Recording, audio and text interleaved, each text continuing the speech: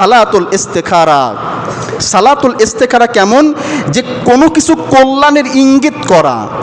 আপনি মনে করেন একটি ছেলেকে বা একটি মেয়েকে বিবাহ করবেন, এই ছেলে এবং মেয়েটা আপনার জন্য কল্যাণকর কিনা আপনি দিনের যে কোনো একটি সময়ে 2 রাকাত সালাত আদায় করবেন। এবং সালাতুল ইস্তেখারার একটি দোয়া আছে, এই দোয়াটা আপনি দেখে অথবা না দেখে, মুখস্থ অথবা দেখে আপনি এই দোয়াটা পড়বেন। মনে করেন আপনি একটি ব্যবসা করবেন বা চাকরি করবেন বা একটি কাজে যাবেন, এই কাজটা আপনার জন্য কল্যাণকর কিনা, বা বিদেশ যাবেন, ভিসা লাগাচ্ছেন, মালয়েশিয়ায় যাব বা সৌদি আরবে যাব বা সাইপ্রাস যাব, যে কোনো একটি দেশে যাব, আপনি যাওয়ার আগে দালালের সাথে কথোপকথন করার আগে আপনি 2 রাকাত সালাত আদায় করবেন, ইস্তেখারা সালাত।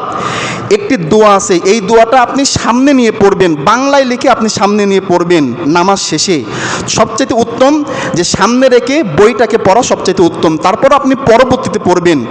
পড়লে কি হবে, ওইটা যদি আপনার জন্য যদি কল্যাণকর হয়, তাহলে 1 সপ্তাহের ভিতরে আপনি সেটা ঘুমের মাধ্যমে বা যে কোনো মাধ্যমে, স্বপ্নের মাধ্যমে হোক, বাস্তবতার মাধ্যমে আপনি বুঝতে পারবেন।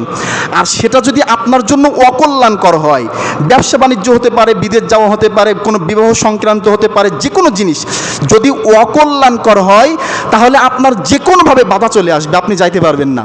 যে কোনো দিক থেকে বাধা আসবে, তখন আপনি বুঝবেন বাধা যেহেতু এসেছে, তাহলে এই কাজটা আমার জন্য করা ঠিক হবে না। সেটা আল্লাহ আপনাকে স্বপ্নের মাধ্যমে দেখিয়ে দিবে বা আপনাকে যে কোনো একটি জিনিসের মাধ্যমে ইঙ্গিত দিয়ে দেবে। এটা হচ্ছে সালাতুল ইস্তেখারা, স্বয়ং আল্লাহর ওপর ছেড়ে দেওয়া।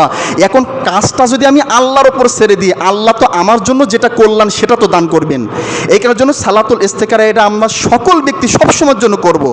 আমরা আজকে করলে 1 সপ্তাহের ভেতরে আমরা এর ইঙ্গিত পেয়ে যাব, তবে পরিপূর্ণ সুস্থ নিয়াতে আমাকে করতে হবে।